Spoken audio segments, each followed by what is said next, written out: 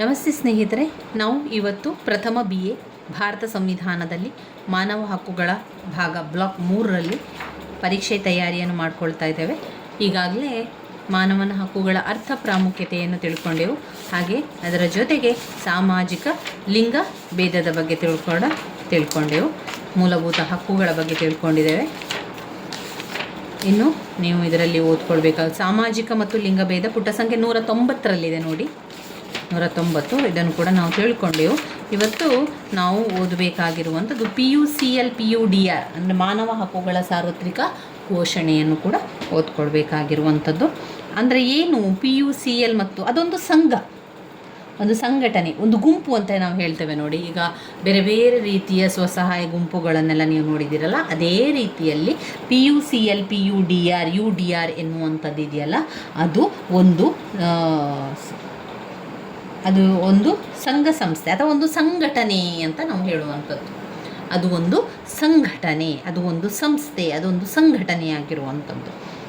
PUCL ಹಾಗೂ PUDR ಅನ್ನು ಪ್ರಜಾಪ್ರಭುತ್ವವನ್ನು ಎಚ್ಚರದಿಂದ ನೋಡುವ, ಕಾಯ್ದುಕೊಳ್ಳುವ ಸಂಘಟನೆ ಎಂದು ಚಿತ್ರಿಸಲಾಗಿದೆ. ಅದು ಯಾವುದನ್ನು ಸಂಘಟಿಸ್ತದೆ ಅಥವಾ ಯಾವುದನ್ನು ಎಚ್ಚರದಿಂದ ನೋಡಿಕೊಳ್ತದೆ? ಅದು ಪ್ರಜಾಪ್ರಭುತ್ವವನ್ನು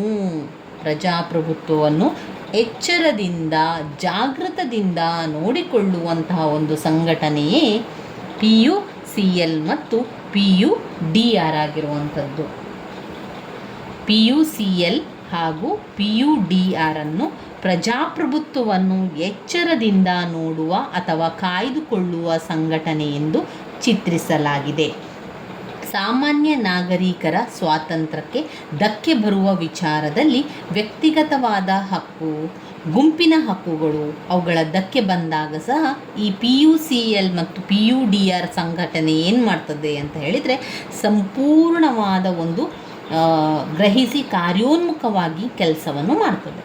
ರಾಜಕೀಯ ಪಕ್ಷವು ಗುಂಪು ಚಟುವಟಿಕೆಗಳಲ್ಲಿ ತಮ್ಮನ್ನು ತೊಡಗಿಸಿಕೊಳ್ಳದಂತೆ ಕಾರ್ಯನಿರ್ವಹಿಸುವಂತಹ ಈ ಸಂಘಟನೆಗಳು ರಾಜಕೀಯೇತರ ಕಾರ್ಯಗಳಲ್ಲಿ ಮಾತ್ರ ತಮ್ಮನ್ನು ತೊಡಗಿಸಿಕೊಳ್ಳುತ್ತದೆ. ಇದು ಒಂದು ಸಂಘಟನೆ, ಅದನ್ನು ನೆನಪಲ್ಲಿಟ್ಕೊಳ್ಳಿ. PUCR ಮತ್ತು PUDL ಅಥವಾ UDR ಮಾನವ ಹಕ್ಕುಗಳ ಸಾರ್ವತ್ರಿಕ ಘೋಷಣೆ. ಮೊದಲು ಆ ಸಂಘಟನೆಯ ಬಗ್ಗೆ ನಾವು ತಿಳ್ಕೊಳ್ಬೇಕಾಗಿರುವಂಥದ್ದು. ಇದು ಒಂದು ಸಂಘಟನೆಯಾಗಿರುವಂಥದ್ದು. ಅದು ಸಂಘಟನೆ ಏನನ್ನು ನೋಡಿಕೊಳ್ಳಿಕ್ಕೆ? ಪ್ರಜಾಪ್ರಭುತ್ವವನ್ನು ಎಚ್ಚರದಿಂದ ಜಾಗೃತರಾಗಿ ನೋಡಿಕೊಳ್ಳುವಂಥದ್ದಾಗಿರುವಂಥದ್ದೇ PUCL PUDR ಆಗಿರುವಂಥದ್ದು. ಪ್ರಜಾಪ್ರಭುತ್ವವನ್ನು ಎಚ್ಚರದಿಂದ ನೋಡಿಕೊಳ್ಳುವ ಸಂಘಟನೆಯಾಗಿರುವಂಥದ್ದು. ಇಲ್ಲಿ ಸಾಮಾನ್ಯವಾಗಿ ನಾಗರಿಕರ ಸ್ವಾತಂತ್ರ್ಯಕ್ಕೆ ಧಕ್ಕೆ ಬರುವ ವಿಚಾರದಲ್ಲಿ ವ್ಯಕ್ತಿಗತವಾದ ಹಕ್ಕು, ಗುಂಪಿನ ಹಕ್ಕುಗಳು ಇವುಗಳಿಗೆ ಧಕ್ಕೆ ಬಂದಾಗಲೂ ಈ PUCL ಮತ್ತು PUDR ವಿಷಯವನ್ನು ಸಂಪೂರ್ಣ ಗ್ರಹಿಸಿ ಅದು ಕಾರ್ಯೋನ್ಮುಖವಾಗುತ್ತದೆ. ರಾಜಕೀಯ ಪಕ್ಷವು ಗುಂಪು ಚಟುವಟಿಕೆಗಳಲ್ಲಿ ತಮ್ಮನ್ನು ತೊಡಗಿಸಿಕೊಳ್ಳದಂತೆ ಕಾರ್ಯನಿರ್ವಹಿಸುವ ಈ ಸಂಘಟನೆಗಳು ರಾಜಕೀಯೇತರ ಕಾರ್ಯಗಳಲ್ಲಿ ಮಾತ್ರ ತಮ್ಮನ್ನು ತಾವು ತೊಡಗಿಸಿಕೊಳ್ಳುತ್ತವೆ. ಇನ್ನು ಯಾವುದೇ ಚಟುವಟಿಕೆಯನ್ನು ಹಮ್ಮಿಕೊಳ್ಳುವ ಮೊದಲು ಘಟನೆಯು ಯಾವ ರೀತಿಯ ಚಟುವಟಿಕೆಯಿಂದ ಪ್ರಜಾಪ್ರಭುತ್ವದ ನಾಗರಿಕರ ಹಕ್ಕಿಗೆ ಬಂದಿರುವ ಧಕ್ಕೆಯನ್ನು ಸರಿಪಡಿಸಿಕೊಳ್ಳಬಹುದೆಂದು ತಿಳಿದುಕೊಂಡು ನಂತರ ಅವರ ಅವಶ್ಯಕತೆಗೆ ಬಿದ್ದರೆ ದೊಡ್ಡ ಪ್ರಮಾಣದ ಹೋರಾಟಕ್ಕೆ ಕೂಡ ಸಜ್ಜಾಗುವಂಥದ್ದು ಇವರು. ರಾಜ್ಯ ಹಾಗೂ ರಾಜ್ಯ ಮಟ್ಟದಲ್ಲಿ ಸಂಘಟಿತರಾಗಿ ಚಳುವಳಿ ಹೋರಾಟವನ್ನು ನಡೆಸುತ್ತಾರೆ. ರಾಜ್ಯ ಹಾಗೂ ರಾಷ್ಟ್ರ ಮಟ್ಟದಲ್ಲಿ ಎಲ್ಲ ಗುಂಪುಗಳೊಂದಿಗೆ ಹಾಗೂ ಸಮಹಿತಾಸಕ್ತಿ ಗುಂಪುಗಳೊಂದಿಗೆ ಒಡಂಬಡಿಕೆ ಬರುವ ಈ ಸಂಘಟನೆ ಅವಶ್ಯಕತೆ ಇದ್ದಲ್ಲಿ ಎಲ್ಲರನ್ನೂ ಕೂಡ ಹೋರಾಟಕ್ಕೆ ಅಣಿಗೊಳಿಸುತ್ತದೆ. ಇದೊಂದು ಸಂಘಟನೆ ಪ್ರಜಾಪ್ರಭುತ್ವವನ್ನು ರಕ್ಷಣೆಯಿಂದ, ಜಾಗೃತೆಯಿಂದ ನೋಡಿಕೊಳ್ಳುವಂಥ ಒಂದು ಸಂಘಟನೆ. PUCL ಈ ರೀತಿ ಸಂಘಟನೆಯಲ್ಲಿ PUDRಗಿಂತ ಅದು ಬಲಿಷ್ಠ. ಯಾವುದಕ್ಕಿಂತ ಬಲಿಷ್ಠ? ಇದು PUCL ಇದೆಯಲ್ಲ, PUCL PUDRಗಿಂತ ಬಲಿಷ್ಠವಾಗಿದೆ. ಈ ರೀತಿಯ ಸಂಘಟಿತ ಸ್ವಯಂ ಕಾರ್ಯ ಪ್ರವೃತ್ತರಾಗುವ ಈ ಸಂಘಟನೆಗಳು ಸಾಧಾರಣವಾಗಿ ಅಭಿವೃದ್ಧಿಪರ ರಾಷ್ಟ್ರಗಳಲ್ಲಿ ಎಚ್ಚರಿಕೆಯಿಂದ ಕಾರ್ಯವನ್ನು ನಿರ್ವಹಿಸುತ್ತದೆ. ತೃತೀಯ ಜಗತ್ತಿನಲ್ಲಿ ಬಡ ರಾಷ್ಟ್ರಗಳಲ್ಲಿ ರಾಜ್ಯದ ಹಾಗೂ ಶ್ರೀಮಂತರ ಹಾಗೂ ಜಮೀನ್ದಾರರ ಹೊಡೆತಕ್ಕೆ ಸಿಕ್ಕಿ ನರಳುವಂತಹ ಜನರ ಬಳಿಗೆ, ಅದರಲ್ಲೂ ಸ್ತ್ರೀಯರು, ಮಕ್ಕಳು, ಎಲ್ಲ ಸಂಖ್ಯಾತರು, ಅಲ್ಪಸಂಖ್ಯಾತರು, ಕೈದಿಗಳು, ಇವರ ಹಕ್ಕುಗಳು, ಸ್ವಾತಂತ್ರ್ಯಕ್ಕಾಗಿ ಹೋರಾಡುವ ಇವರು ಜಾತಿ ಧರ್ಮದ ಹೆಸರಿನಲ್ಲಿ ಆಗುವ ಅನ್ಯಾಯಗಳ ವಿರುದ್ಧ ಹೋರಾಡುತ್ತಾರೆ. ಅಂತೆಯೇ ದೊಡ್ಡ ಸಮಸ್ಯೆಗಳಾದಂತಹ ಪತ್ರಿಕಾ ಸ್ವಾತಂತ್ರ್ಯ ಇರ್ಬೋದು, ಸಂವಹನ ಮಾಧ್ಯಮಗಳ ಸ್ವಾತಂತ್ರ್ಯ ಇರ್ಬೋದು, ನ್ಯಾಯಾಂಗ ಸ್ವಾತಂತ್ರ್ಯ ಇದೆಯಲ್ಲ, ಅವುಗಳಿಗಾಗಿ ಹೋರಾಟದಲ್ಲಿ ಇವರು ತೊಡಗಿರುತ್ತಾರೆ. ಇವರು ಮಾನವ ಹಕ್ಕು ಮತ್ತು ನಾಗರಿಕ ಸ್ವಾತಂತ್ರ್ಯದ ನಡುವೆ ಹೆಚ್ಚಿನ ವ್ಯತ್ಯಾಸವನ್ನು ಗುರುತಿಸುವುದಿಲ್ಲ. ಹೀಗಾಗಿ ಇವರ ಹೋರಾಟ ಕೇವಲ ಹಕ್ಕು ಸ್ವಾತಂತ್ರ್ಯದ ಚರ್ಚೆಗಳಿಗೆ ಮಾತ್ರ ಮೀಸಲಾಗಿರುವುದಿಲ್ಲವೆಂದು ತಿಳಿಯಬಹುದು. ಈ ನಿಟ್ಟಿನಲ್ಲಿ ಕೆಲವು ಪ್ರಮುಖ ಹೋರಾಟದ ಮಾದರಿಗಳನ್ನು ಕಾಣಬಹುದು.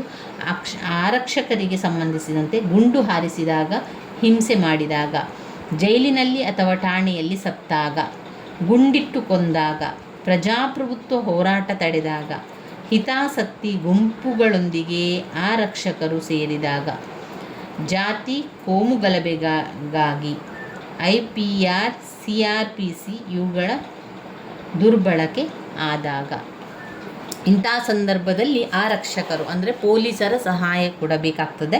ರೈಲು ಹಾಗೂ ಠಾಣೆಯಲ್ಲಿ ಸತ್ತಾಗ ಹಾಕಿಕೊಟ್ಟ ನೀತಿ ಸಂಹಿತೆಯಂತೆ ಇವರು ಕಾರ್ಯಾಚರಣೆ ಮಾಡಿದ್ದಾದರೆ ಇಲ್ಲವೆಂದು, ಕಾರ್ಯಾಚರಣೆ ಮಾಡಿದ್ದಾರೋ ಇಲ್ಲವೋ ಅಂತ ಗೊತ್ತಾಗಬೇಕು.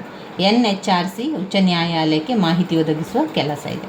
ರಾಜಕೀಯ ಕೈದಿಗಳ ವಿಚಾರದಲ್ಲಿ ಕಾನೂನಾತ್ಮಕವಾಗಿ ಅವರ ಠಾಣೆಗೆ ಒಯ್ಯದೆ ಹಕ್ಕುಗಳ ಒಂದು ಉಲ್ಲಂಘನೆಯಾದಲ್ಲಿ ತೀರ್ಮಾನವಾಗದೇ ಉಳಿದು ಅಲ್ಲಿ ಕೇಸುಗಳಲ್ಲೇ ಇರುವಂಥದ್ದು ಕೂಡ ಕಾಣ್ಬೋದು.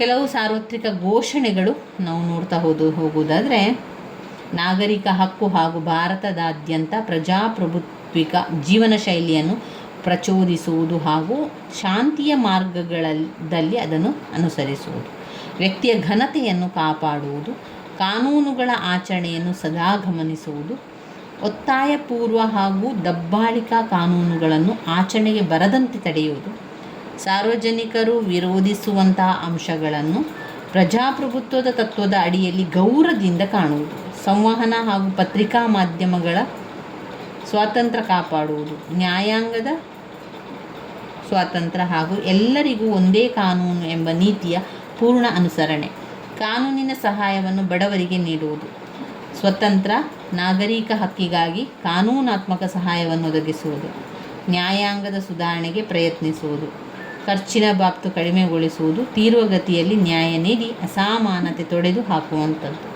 ಜೈಲುಗಳ ಸುಧಾರಣೆ ತರುವುದು, ಪೊಲೀಸರ 3ನೇ ದರ್ಜೆ ಶಿಕ್ಷೆಯನ್ನು ವಿರೋಧಿಸುವುದು, ಯಾವುದೇ ಕಾರಣಕ್ಕಾಗಿ ಭೇದ ಭಾವನೆಯನ್ನು ಮಾಡುವುದನ್ನು ವಿರೋಧಿಸುವುದು, ಜಾತಿ ಪದ್ಧತಿ ಅಸ್ಪೃಶ್ಯತೆಯನ್ನು ತೊಡೆದು ಹಾಕುವುದು, ಮಕ್ಕಳು, ಸ್ತ್ರೀಯರು ಹಾಗೂ ದುರ್ಬಲ ವರ್ಗಗಳನ್ನು ರಕ್ಷಣೆ ಮಾಡುವುದು, ಎಲ್ಲ ಗುರಿಗಳನ್ನು ಸಾಧಿಸಲು ಯಾವುದೇ ನ್ಯಾಯ ವರ್ಗದಲ್ಲಿ ಹೋರಾಟವನ್ನು ಮಾಡುವಂಥದ್ದು.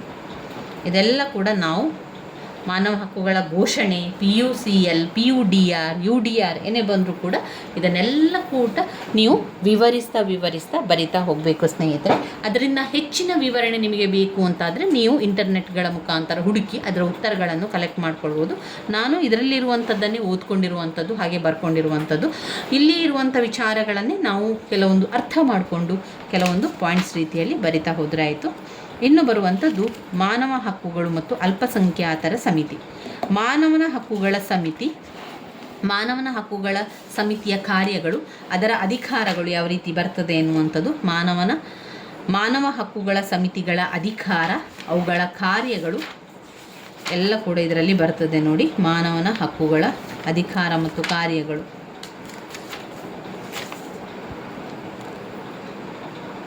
ಅದರ ಸಮಿತಿಯ ಬಗ್ಗೆ ಪರಿಶೀಲಿಸುವಂಥದ್ದು ತುಂಬಾ ಮುಖ್ಯವಾಗಿರುವಂಥ ಒಂದು ಭಾಗ ಅಂತ ಹೇಳ್ಬೋದು. ಅದನ್ನು ನಾವು ಮುಂದಿನ ವೀಡಿಯೋದಲ್ಲಿ ತಿಳ್ಕೊಳ್ಳೋ ಸ್ನೇಹಿತರೆ. ನನ್ನ ವೀಡಿಯೋಸ್ ಎಲ್ಲ ನಿಮಗೆ ಇಷ್ಟ ಆಗಿದ್ದರೆ ಲೈಕ್ ಕೊಡಿ, ಶೇರ್ ಮಾಡಿ, ಸಬ್ಸ್ಕ್ರೈಬ್ ಮಾಡಲಿಕ್ಕೆ ಮರಿಬೇಡಿ. ಧನ್ಯವಾದಗಳು.